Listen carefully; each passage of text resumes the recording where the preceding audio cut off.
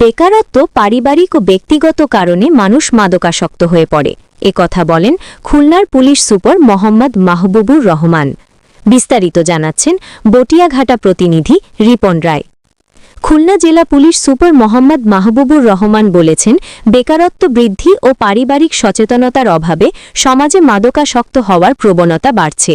পারিবারিক ও ব্যক্তিগত জীবন থেকেও অনেকে মাদকাসক্ত হয়ে ব্যবসায়ী হয়ে পড়ে। তাই সকলে মিলে স্ব স্থানীয় জায়গা থেকে মাদকের কুপ্রভাব সম্পর্কে সকলকে জনসচেতনতা তৈরি করতে হবে। আইন শৃঙ্খলা পরিস্থিতি স্বাভাবিক রাখতে অনেক সীমাবদ্ধতা সত্ত্বেও জেলা পুলিশের তরফ থেকে সব ধরনের লজিস্টিক সাপোর্ট প্রদান করা হবে বলেও তিনি জানান।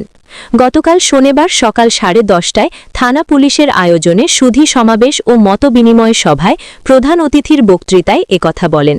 থানা অফিসার ইনচার্জ খন্দকার হাফিজুর রহমানের সভাপতিত্বে বিশেষ অতিথি ছিলেন অতিরিক্ত পুলিশ সুপার মোহাম্মদ সালাহউদ্দিন ও অতিরিক্ত পুলিশ সুপার ট্রাফিক মোহাম্মদ আবির সিদ্দিকী।